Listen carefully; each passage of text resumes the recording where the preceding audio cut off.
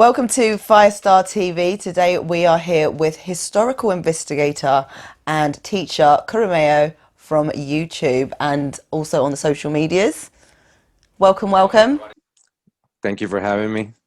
Thank you so much for joining us. Like it was such a big moment for me because my trip down the rabbit hole, as it were, started with your video Thoth the Trickster. Okay. That was the first whoa, what is life moment that I had. So to have you here is actually like amazing. So thank you for joining us. What was the start of your sort of conscious journey? Where did it start from? I guess like really I always had it kind of in me as a child. I just didn't know, a lot of things in my life that led me to, to like certain things and to investigate certain things and to research certain things. But I think 9/11, um, something about 9/11 kind of woke me up, Yeah. it's like it just snapped me. And then from there, I just got really into it. And so since like 2011, I've been really researching a lot, like a lot. Yeah, a lot of books, and trying to figure things out. A lot of the information wasn't available. It's just more every as years go by, more and more information comes out. So we're And when it comes to these books, sorry, just to cut you, when it comes to these books, I found when I go into looking at these books, they're really expensive. These books that seem to have all these hidden gems. Have you found that? yeah, it seems like they like to price up certain books for certain reason. Not sure why, but some people just buy them themselves and put them up for sale and put that high price on them. But I've been pretty lucky finding, what I need, specific books. The good thing is, I think Obama had all the universities and libraries scan the old books and digitize them so everybody, can have them. So archive.org is a great website for people to go and, JSTOR, Scribe, a lot of these have articles you wouldn't believe, books, old books, they have scanned. So that's, I just got pretty good at searching. I've been doing this ever since the internet came out, navigating, just learning things on my own and stuff. So, So how long has that been? How long has this journey been so far? well, investigating, because I was, even before internet, I had, I used to order the books, audio tapes, VHS, cassette tapes, and all this audio tape I used to listen to from crazy magazines that I used to have subscriptions to. So I was learning a lot of crazy stuff back then. It wasn't always specific. Back then, the info was all about conspiracy and, aliens did this, aliens did that, and you don't really know what to believe. So now we have a strong foundation. That's what my channel is about, to actually put all these stories and all these mysteries, all this stuff, this missing pieces of history together historically, accurately, with sources and proof, correlate, be logical instead of just believing, you know. And my particular thing that I'm interested in at the moment is Atlantis. Mhm. Do you know where would you have located Atlantis and what happened to it from your perspective? Okay. Well, from the research that I've been able to do and others and all the correlation we've come to is that, I mean, at first of all, at ATL, the word Atlantis is not European, it's not Greek, it's not African, it's not Egyptian. And to them, they'll tell you, academics will tell you it's a mystery. They don't know. But the closest thing, the only people who actually had ATL in their language is Nahuatl, and that's in Mexico, the Mexica people and all the people Southwest US spoke Nahuatl. And they use, that's why we have Atlanta, Atlantic, that's America. So basically Atlantis, when Plato was describing it, he's describing the whole continent of America, you know. And there's a lot of correlation. Just there's cities here in Panama, for example. There was a city called Atlatan. Atlatan. You can see the mountain ranges in Central America and Mexico, and then you add the Greek suffix at the end. They add the tis to a lot of things. Latin and Greek, they add this. So you got Atlantis, and it's just the fame and the legend. It just spreads, and a lot of years go by, and it becomes a legend. But honestly, they've always known, it was over there. For some reason, they couldn't cross over until the time they could. So do you think it was in between sort of Africa and America, and that's where it I believe sunk there was, in? lands there, but the whole of America's, the Atlantis was a generalized term, a great empire, generalized term, but they had colonies in, Peru. The mound builders are part of Atlantis, in the Mississippi, the Caribbean. So even in North Africa, they had colony there, Europe and Italy. The first Latins in Italy are supposed to be Atlantis people. Thoth himself, you saw the video. Thoth says he's from Atlantis. Thoth, we've been able to trace him all the way. His legends even back here into America, and a lot of the mythology in Mexico and stuff. So when he says he came from Atlantis, he's describing volcanoes and everything. There ain't no volcanoes in Egypt, thing like that. He's describing where he's from: a lake, a city in a lake, a city in a lake with two volcanoes in the background, and that's in the Book of the Dead and the Emerald Tablets. And you find that in Tenochtitlan in Mexico. They built their whole city in a lake, and there is two volcanoes in the background, which are famous in their mythology. So, that's how, you start putting correlation. That's just one little piece, and then you add all the other pieces together. If you study Egyptian history, they're all called Westerners, all their gods and all their mythological people. They're foreigners, they're Westerners. They call them the Westerners. So they came from sort of Atlantis, went to their, was it Yeah, Kemet? their history is like a legacy. Historians haven't been able to tell us where Egypt learned how to build pyramids, language. It just came out of nowhere. So they always gave us this, oh, it must have been aliens, or it must have been this hidden civilization. They make it into mythology when there's a real story. It's basically the point of my channel. Do you think that they were giants in Atlantis? Yeah, I mean, I believe that there was giants all over the place. I believe a lot of things were a lot bigger. I believe Yeah. we had a lot of more oxygen due to the fact that we had giant trees, yeah, and giant plants and all that. So, I mean, we see it in the prehistoric animals. They were huge, armadillos, sloths. Yeah, because I've seen some of their like Instagram pages where they say these rocks were real and they show these massive formations, and that's really interesting as well. It's very eye-opening. What do you think happened to these ancient trees? And do you think one of them was the tree of knowledge of good and evil, or the tree of life? A great question. I mean, it's something I'm digging on, and I'm researching. Other people are researching too. There's a lot of mythology and legends, and all over the world, biblically as well, that they were cut down. Who knows how? Something can cut a tree like that down. We're talking about mountain size, roots. Mount Roraima. We're talking about the Devil's Tower. And that was an ancient tree. That's a root that's still there, petrified. So who knows? Honestly, I couldn't even guess. That's what I try to stay away from. Just guessing, just living in mythology, because or like you're saying, mystery, because that's how we grew up. They always had us like, oh, it's a mystery. It's a mystery. It must have been aliens. Must have been this. Must have been that. But yeah, we're digging on the mythology and the folklore around the tree. I mean, even Devil's Tower, for example, they say that the lines that it has was because of a tree. A bear was trying to climb up and get to a giant bear. So, and they even said giant bear. So bears don't climb rocks; they climb trees. And so you got to correlate a lot of things, And then you go to South America, and it's the same with all the mountaintops there. They talk about Eden and how it was part of Eden and had all the fruits and all that. So yeah, it's things we're digging on. So these are the legends of King Kong and Bigfoot. Yeah, exactly.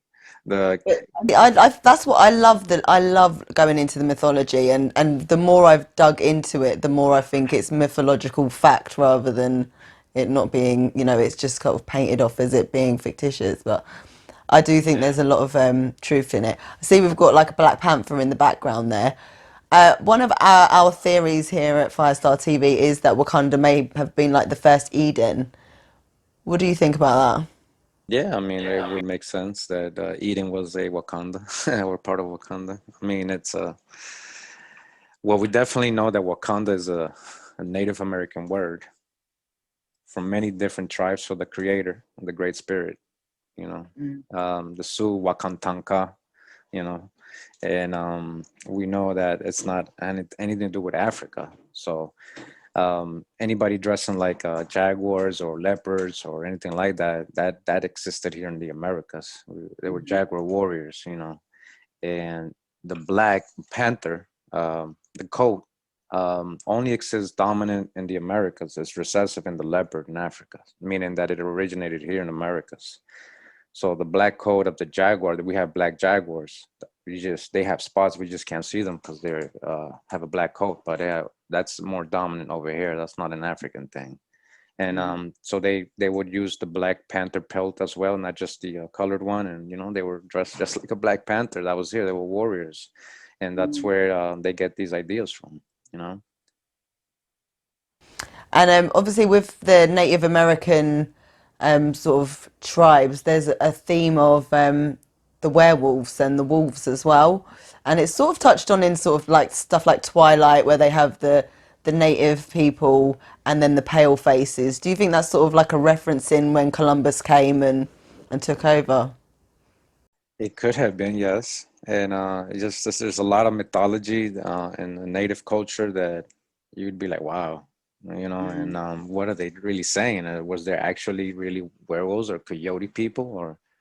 And honestly, and in my personal belief, I believe it, you know, I definitely believe it. And there's a great channel. His name is A New Breed, a good brother, and he goes over all this mythology and breaks it down. So he's pretty good at that, and I happen to be a good friend of his, and you know he breaks it down to me, and it's just amazing. To the native people, it's not about believing; it's oral history. Yeah, definitely. I think the more you delve into these things, the easier it is for someone to give you a concept that to some might just seem really out there, and you just become a lot more comfortable. It sort of resonates with you, and you're like, yeah, no, I feel that is the truth. Like there is like a spiritual element to learning these things. What do you think?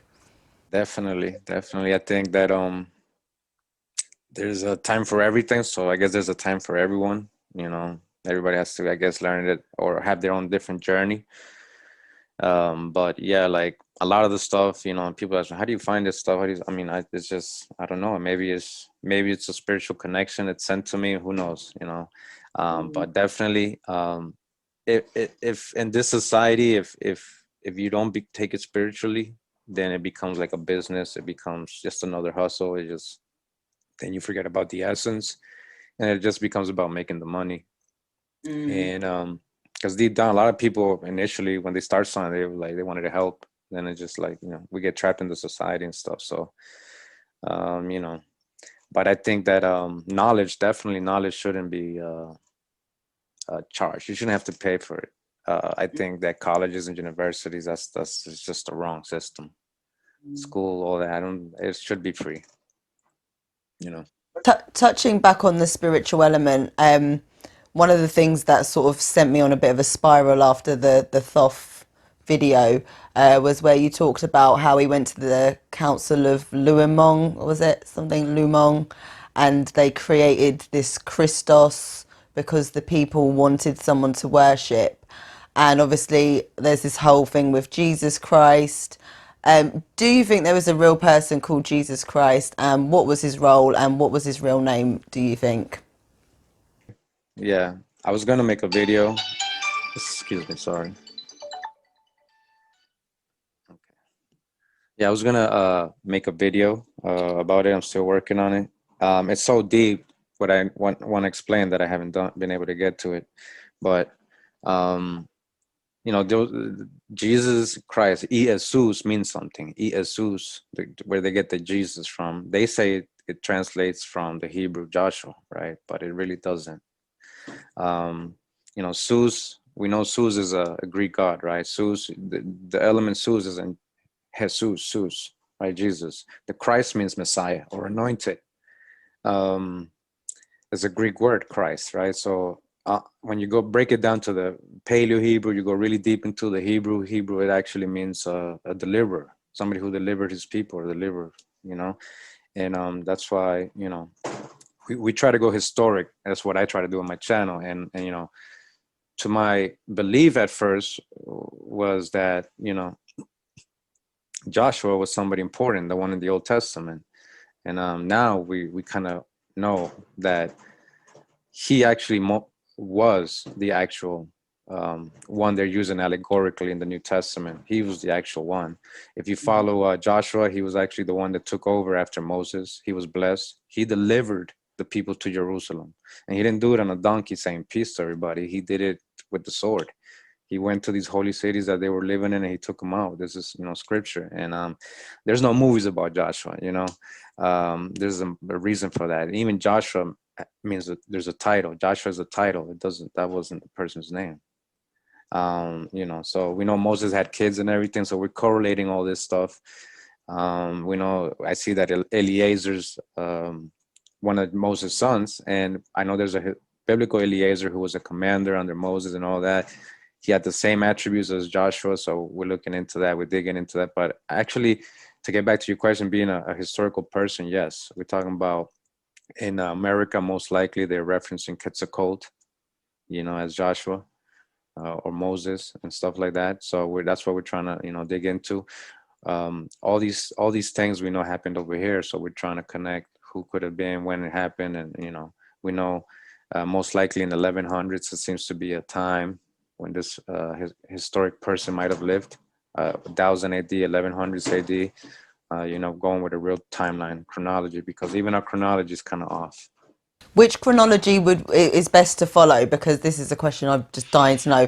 Which timeline should you follow? Because that's how they make it so confusing. Like, when was this in, you know, when was, say, Noah's flood in comparison to what was going on in other, you know, is that what caused Atlantis to fall and stuff like that? It just, these kind of things make sense when you have one timeline.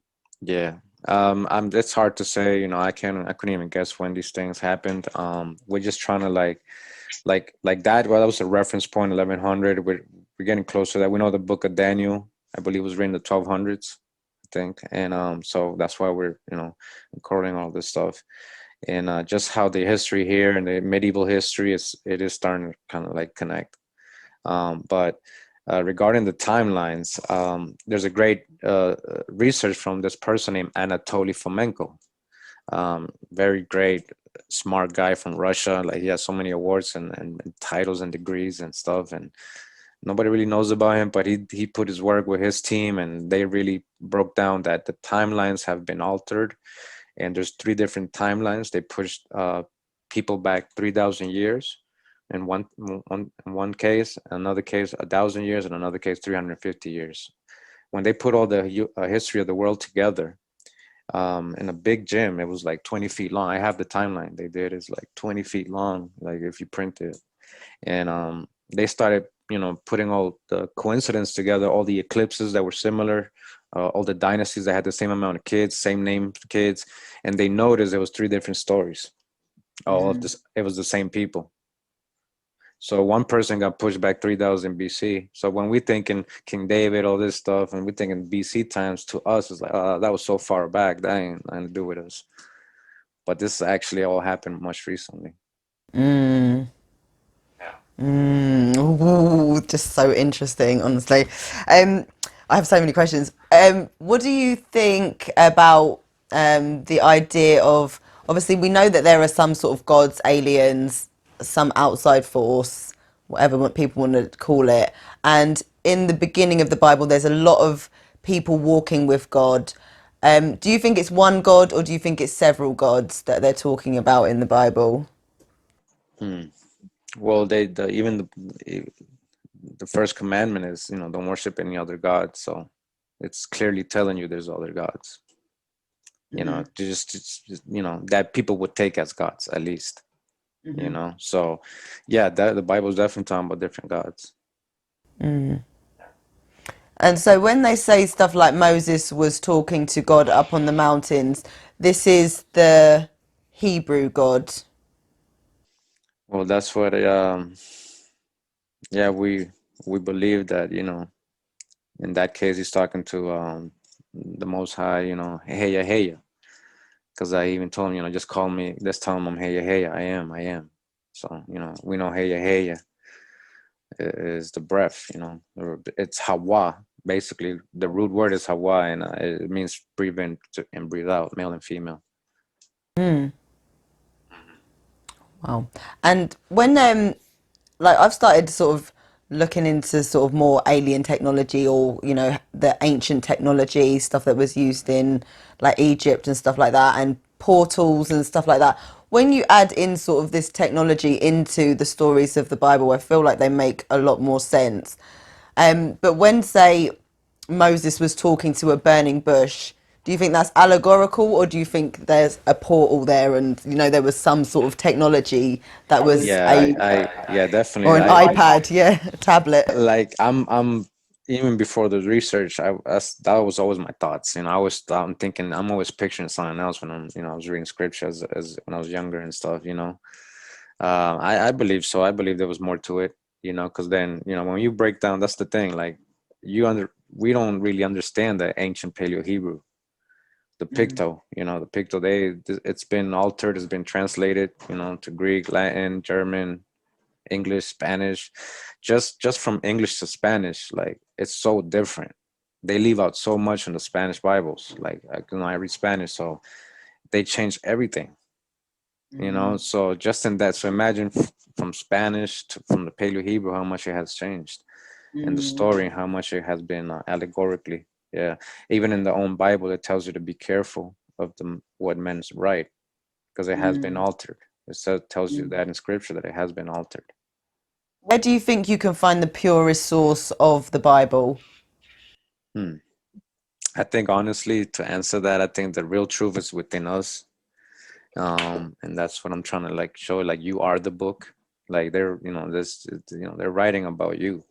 Um, Genesis, when you read the etymology, it breaks down to genealogy and ancestry. Gene, the gene of Isis, as somebody says, the gene of Isis. But yeah. Yeah, so there is that. And obviously in the beginning, I think the Sumerian kings list, it talks about sort of these kings living and ruling for like thousands of years. Do you think they're talking about actual years, or was the world moving faster, or was years not calculated in the same way, or was, you know, what do you think about it? Because it's like 36,000 years. Is that how long they were living then?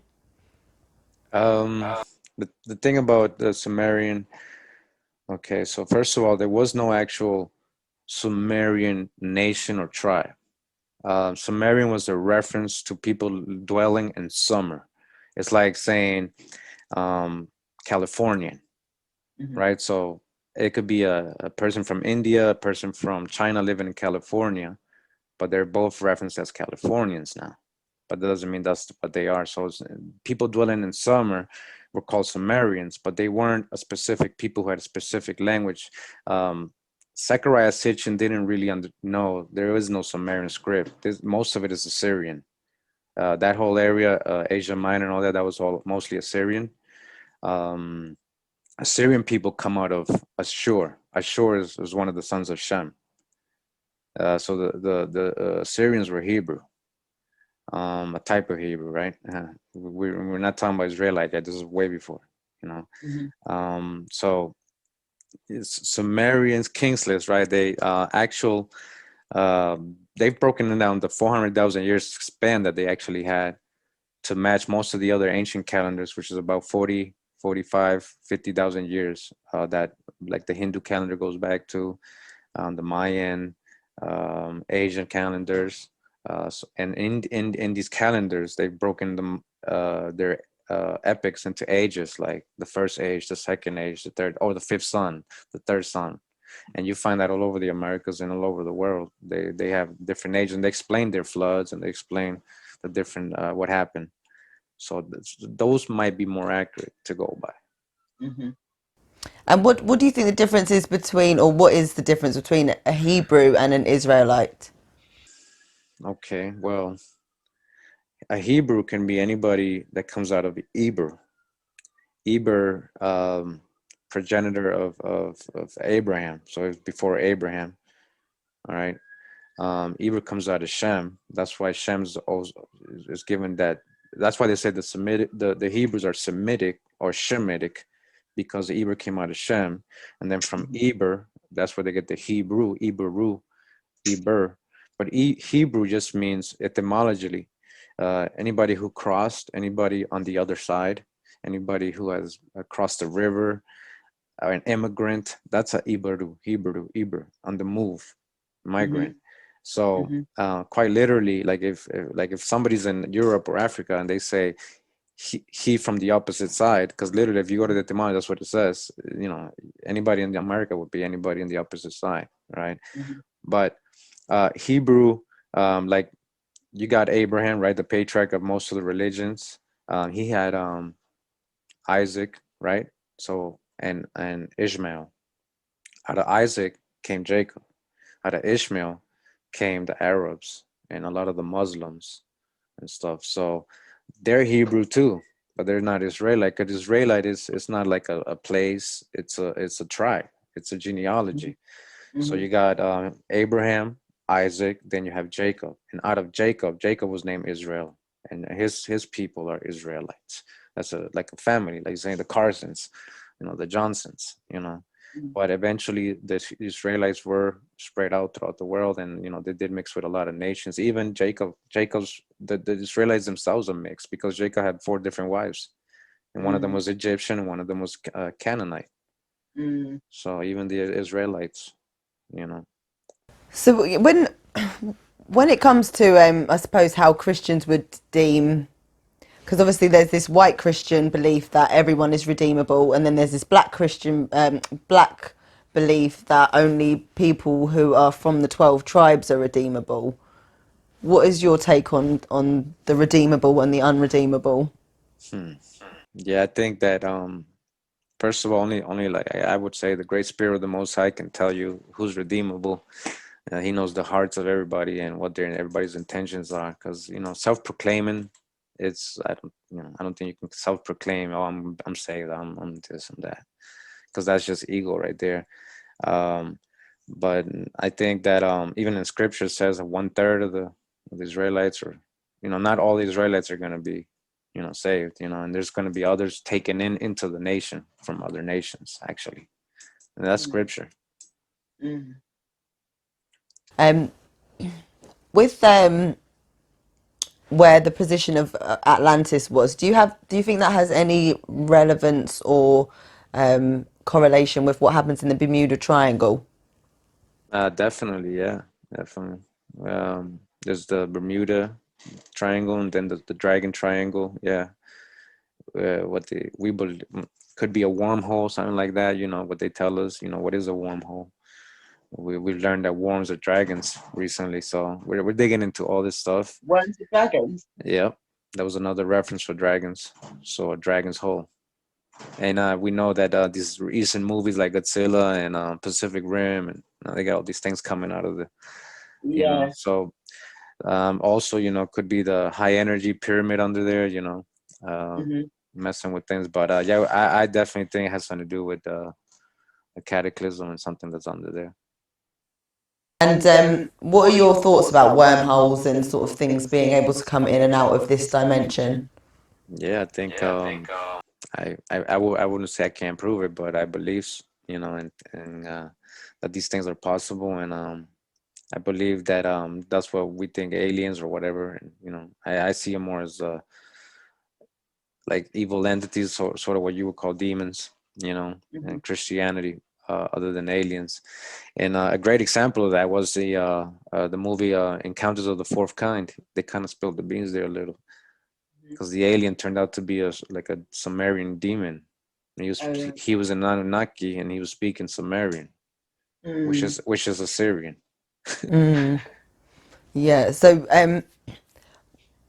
where I've sort of put the Anunnaki is what we would describe, I suppose, in Christianity as being the fallen. Where do you think that comes into play when it comes to like the different Hindu gods? Do you think they're all just the fallen? I don't think they're all the fallen. Like they might have hijacked some of the names. Like we dig in like King Drop. I don't know if everybody knows 432 The Drop Radio. He does some good presentations and dig in on how they might just grab certain famous people or historic people like Queen Sheba and then turn it into Shiva. And why and how it can happen. He breaks it all down. But What's his called? I'm sorry. What channel was that called? 432 The Drop Radio. Yeah, Okay. that's a good. I actually following him is why I started my channel because he just went out the box with his theories and he was able to prove them and he had the same kind of thoughts. I'm like, wow, okay, so I think I was right of what I was thinking. So let me research it, and that's what got me going. So yeah, I'd recommend it heavily. But yeah, that's the Hindu gods. You see the peacock all over their mythology, and yeah, a lot of them do have to do with the fallen, actually. And with the tribes that you talk about in your more recent things, the tribes being the Black Americans, the people that were native there. There are some sort of scientists that believe that they came over they migrated from sort of Siberia down into America. Where do you think that came from, or is there any truth to that? Yeah, I think that eventually that happened, but I believe there was waves of migrations back and forth way before that. And we have maps. A lot of the old maps actually show like almost no California. Like it goes from Mexico up into Asia. Like there's no like it was connected more, like more land. So I think that has something to do with the whole Lemurian legend and all that, too, and Atlantis as well. And maybe the oceans rose, and there's less land, on the surface. But it seems like it was more connected. We know that based on the animals history, like I did a great video. I think everybody should watch on the ancient animals of America, the prehistoric ones, and how we had lions, camels, and all that, and they originated here, and they actually traveled from here. Camels traveled from here to Asia. So and we they probably want us to think like going through the ice, and so it wasn't like that. We that's a lot of that is conjecture. That's why you said belief is not facts. I can believe a lot of things, but when you start putting a lot of the evidence and correlation, Marco Polo, he was over here. That was his trip to Asia. This was Asia. That's basically our point, that this was actually Asia. This was northern superior India. They were calling this India. And Columbus wasn't lost. He didn't think he was going to India because India didn't exist. India got named India, the Republic of India, like in 1947. It was called Hindustan back in those times. Hindustan. He knew he was in India, and he actually knew where he was going. He had the maps. There's so many maps before 1492 showing America. They had all these, all the Moors and Sephardic Jews. They were already doing trade and natives in Brazil and all that. They were already coming over here, and all those stories about Eric the Red, the Vikings, all that is true. We just got a different understanding of these people, and a lot of those people might have actually originated here, and they putting them over there talking about come over here. It could have been vice versa. So What do you think the agenda is behind all of this confusion? yeah. What is the agenda? Well, I mean, it's tough to say why and how, but when you look at it like a promised land, like a land so rich, so fertile, all over, separated, different climates, all over, and I mean, I believe that it's just a dispute between lots and stuff. Eventually, tribal beef, and it just exploited into some, the very evilness of humanity getting together, and just being greedy. But it had to do with the falling and that as well, if you believe in all this stuff. And but I mean, I couldn't say what leads people to do this, but it's when you think you're from somewhere else, you won't really care to fight for your land if you don't even know what your land is. So if they're telling you that you're African, right?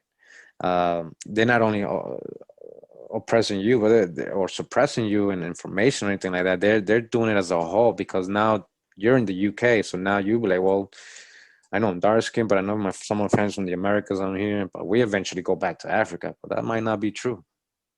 You know what I mean? That might not be true, and that's what we're finding out.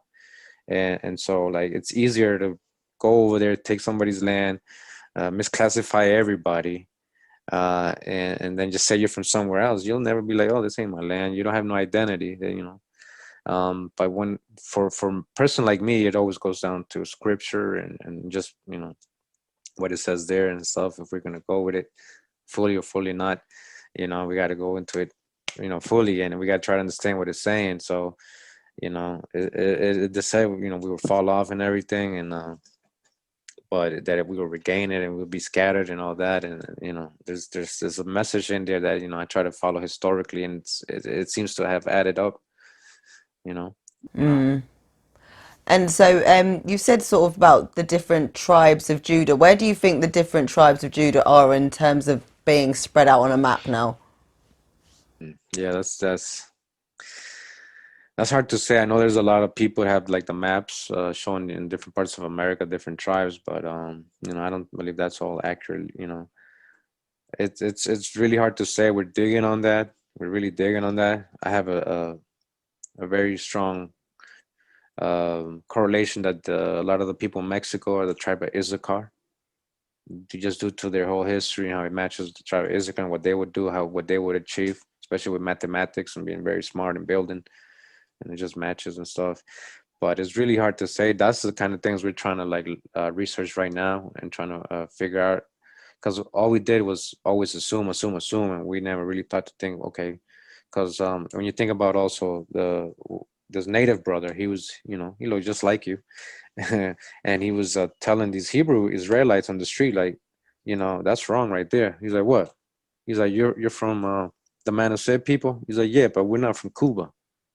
We're from Massachusetts. Massachusetts, a different way. He said in his language, it sounded like Manasseh. Mashiach, he explained it. He broke it down. He's the real Manasseh. So, and they were in Massachusetts, right? The Massachusetts people. So, you know, that's what stuff we're kind of digging on, try to correlate with the local history and everything. And so I couldn't be the one say, oh, yeah, he's Judah. He's not. He's the, because again, Have you come across anything about Tuscarorian tribe, the Truscorrian tribe? yeah, I know, we know that they eventually became part of the Iroquois, but they weren't always Iroquois. Um, I know that there's a history of them being able to understand and speak ancient Welsh somehow for some reason, and I believe it's because they went from here to there. You know, there's a great author, Gunnar Thompson. He breaks this whole down. But yeah, the Tuscarora, very prominent when it had come back in the day before they really colonized. I believe a lot of those people with the Iroquois and a lot of the Northeast people were going back and forth to Ireland, Iceland, Germany, Switzerland, all these places. What about the lost tribes in the Amazon? Do you think that there's still information that people don't know because they've never encountered these people who are in the Amazon forest? Yeah, I I I think there's probably still a lot of people in there that they don't, a lot of things in the Amazon they haven't discovered. They're been taking down the trees and stuff trying to plant, and they've been finding the mounds, and they had to rewrite history. They found out that the Amazon was actually very populated with millions of people, and it seems that most of the Amazon was artificially made. The compost is called black soil, tierra preta, right? Black soil, and it's man-made, and they don't know how to make it.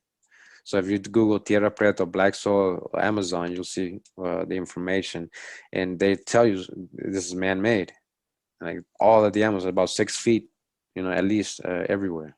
It's the best compost, and we know that in my Father Crespi video, like his collection, they were coming out of the Amazon. I don't know if you know about Father Crespi, his collection in Ecuador. But the natives people were bringing him from the jungle of Ecuador and the Amazon, uh, gold sheets, gold artifacts, things that look Babylonian, Egyptian, all kinds of stuff, you know.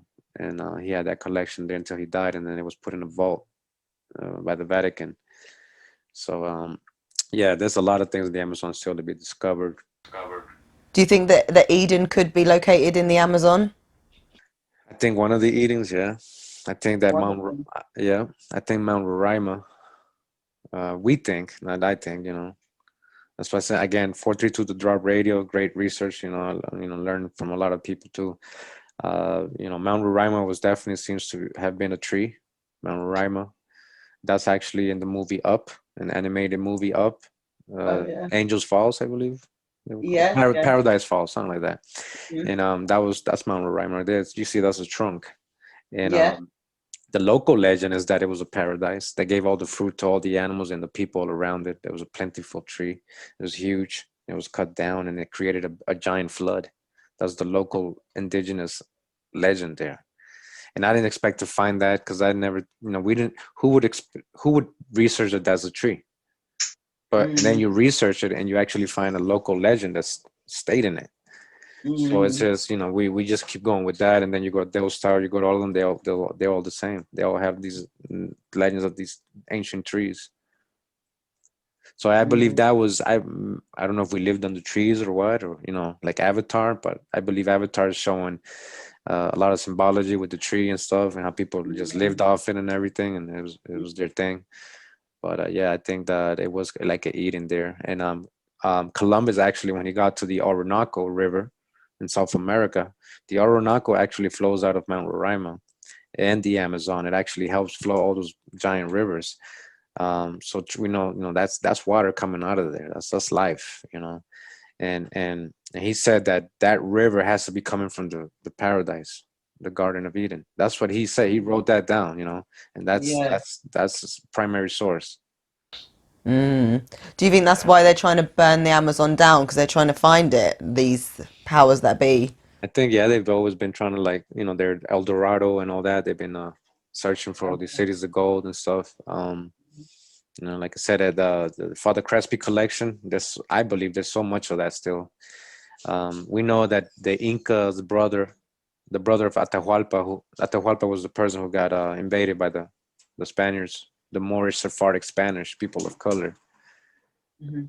to other people of color, like the Incas.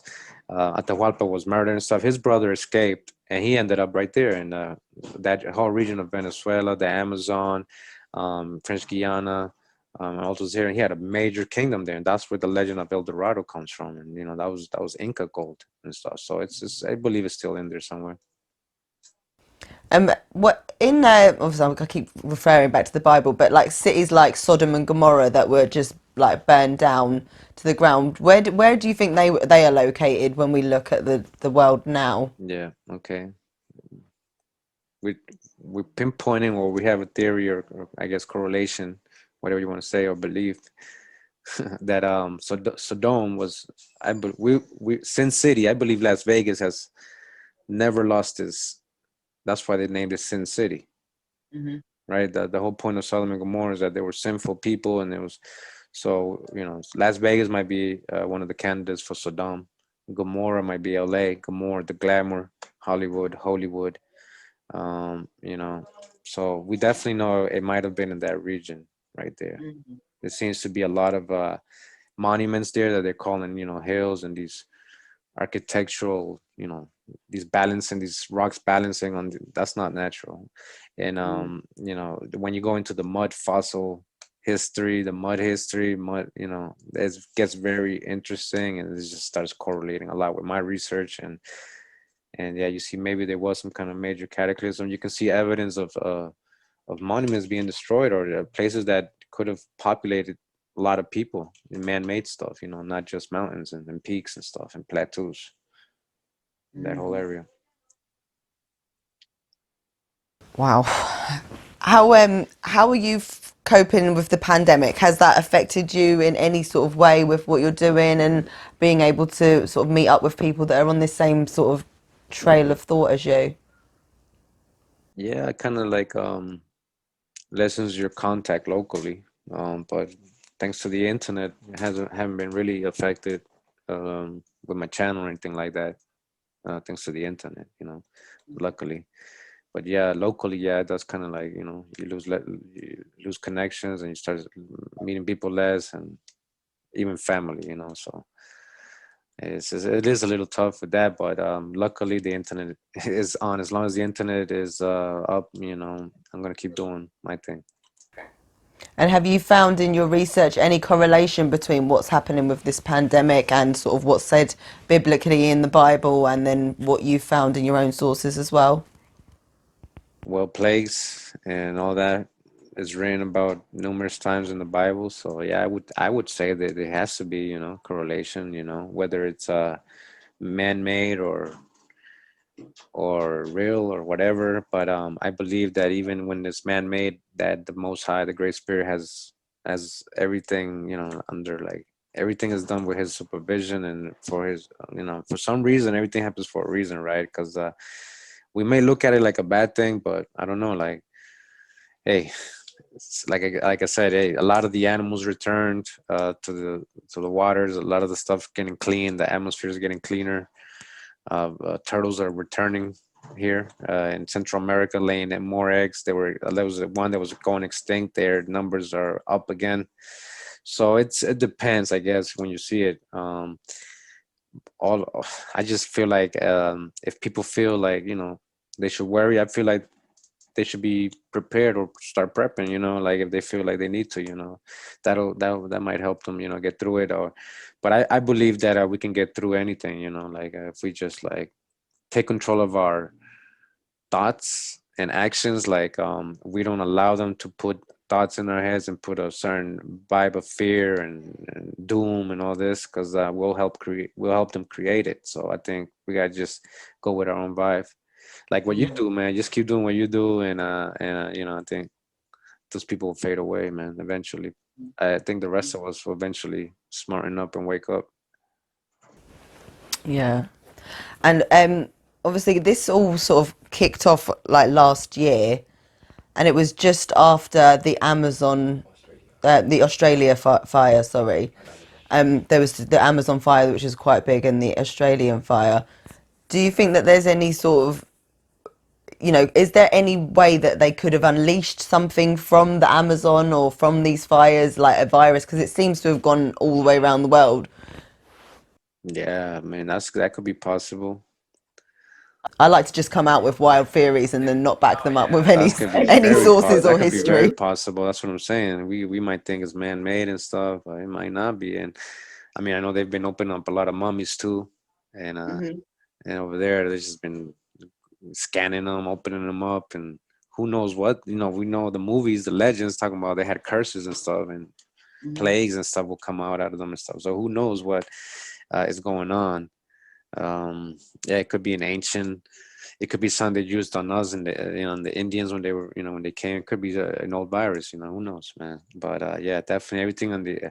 That's why I stay strong. The best thing to do is stay healthy, a strong immune system. They can't. I mean, I'm gonna be honest. You know, I was very doubtful of that. I was resistant putting on the mask everywhere, and then eventually, you know, you had to, because you had to just fucking, you know, sorry for the language. You had to go to the hospital or something and bring your kid or something. And, you know, you got to wear it. They won't let you in. So, you know, eventually, my whole family here, my immediate family, my wife and kids, and my mom, dad, they live next door. We all got sick really bad, like all at the same time, and it was a weird sickness. I've never been sick like that, and so I kind of experienced corona, you know. So I kind of saw that it's not natural, something weird about it. The way that with my kids, one day, one of them didn't even get no symptoms. One of them was one day. My daughter didn't even get sick. My oldest son, he's older, so he got it for 4 or 5 days. My wife got it. She was bedridden. My mom and dad, obviously older, they got it really bad. And then I eventually got it pretty bad. But I just kept, it was just more like a tiredness. It was weird. I couldn't smell or taste.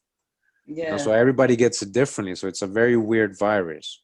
And I do feel like somebody's messing around with this, you know. But I think that we didn't go to the hospital at all, because I don't the whole, they give you you know, ibuprofen and aspirins and all that. That's really bad for that, you know.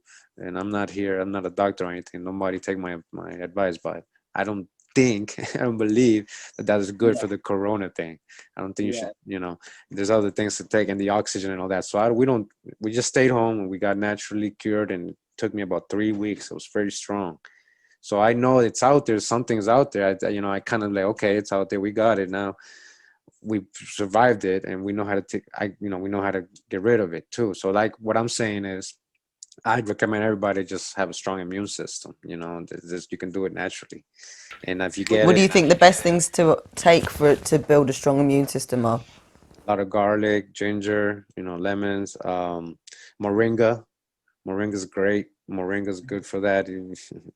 um, yeah, I take turmeric, different supplements you can take. A lot of teas, echinacea, cat's claw, yeah, the lemongrass, and just eating healthy in general. Because a lot of the packaged and processed stuff that's when you go into alkaline and acid food. So the more alkaline body you have, the stronger immune system, basically. So. And what do you think about the vaccine? Man, well, I'm regretting the day that this is there. If it comes, that they're knocking on my door, because I'm definitely not for it. I haven't been for vaccines in a long time. I don't give it to my kids, so we'll see. But that's what I'm saying. I have a strong trust in the Great Spirit. So Yeah, and I think that's probably the most fundamental lifesaver of all in whatever situation, is having that strong I think forever is a connection. strong word, right? And forever means forever, right? So if you're going to be into reading the Bible and into Scripture, and then you trust in the Most High, He said, "Trust in me forever." And so forever is a long time. So this is the time right now when all these religious people is when they can test their faith. When they, it's because if you scared and you don't, you're easily controlled, and you got to put your trust. And yeah, I mean, you got to look at the numbers. You know what I mean? There's more people dying than surviving, and so just put it all into perspective, and stay positive. Yeah. So, what do you think the future is for sort of mankind in terms of the scriptures and the new world order, and then the new earth, and the reign of 1,000 years? Okay. Well, that could have already happened. We could have been in the 1,000 years. So I mean, I guess it's based on perspective, but What is your perspective? So, where do you think we are in terms of that? I think that there's change is the only certain thing, and there's a time for everything. So I think the time is up for the control. Um, I mean, I just see it. It has to be, because like you got your kids, I got my kids. There's people like us that are open like this. They're teaching their kids. Eventually, you can't be, you won't accept just to be told, hey, this is true, this isn't truth. You're gonna research it. We're gonna be smarter. We're gonna, you know, um, and their time's up. Honestly, they're to me, in my belief, their time's up, and that's why they work frantically to try to control us more and more, because they're losing grip. So but it's up to us. Like I said, we what is this physical world that we live in? That then we go into metaphysical stuff. I believe we create our own. So we got to just vibe right, get on the right frequency, and stop letting them putting us in that low frequency. And do you have any last pieces of advice for our viewers going into 2021? Yeah. Well, like me personally, like I just felt like, man, I should just start this year, very positive, productive, very crazy year, and a lot of people confused, and a lot of negativity and positivity extremes. So we just gotta like stay balanced, stay positive. If you're stressed out, try to find a hobby, like grow some food, go out running, exercise, start cooking. I don't know, do something to get your mind off it. I know it's hard, but just try to stay positive. Again, we're living in two worlds, two realities here. It's a physical and spiritual world. So we don't fight with flesh and blood. you know, again, if you're into scripture, you gotta, you know, always know that it's always it's spiritual warfare here too. So don't let them, you know, take your spirit, your soul, you know, your essence, you know. Stay strong, learn who you are, know thyself. If especially if you're into history and all that, and you know, instead of taking DNA tests, do your genealogy. I suggest everybody start doing their genealogy, learn who they are, because the records are kind of out there. You know, they kind of did keep records of things. When you actually go in it with the true history and your background, you know, not thinking just everybody's out of Africa, then you'll start seeing things, you know, start matching up things. But yeah, just stay positive, and if you feel like, you know, you need to prep, do it. That might help you deal with the stress. Prep, you know, start storing food, growing your own little food, being independent from, I don't know, do exercise, be happy. Yeah, yeah. Oh, thank you so much for joining us. It's been like really amazing to get to talk to you and sort of pick your brain about some of these things. I tend to sit around and about 2 o'clock in the morning and be like, maybe Jesus was blue, you know, just on a whole tangent. And yeah, but it's nice to actually, you know, start researching, and doing any sort of research is good for the mind anyway. So it's really nice to be able to talk to someone who's like a real YouTuber. So thank you. I just try. I'm just a good student, I guess. And I got good at searching. So anybody can do it, like you said. Just try to research, man. Like use the internet as a resource, because it could be a weapon against you, but it could also be a weapon for you. You know, so you know, get stuck in it. So yeah, thanks for having me. It was a pleasure, and it was fun. So yeah, just keep in touch. This is Mama C on FYAAHSTARR TV. Love to the world. Peace out.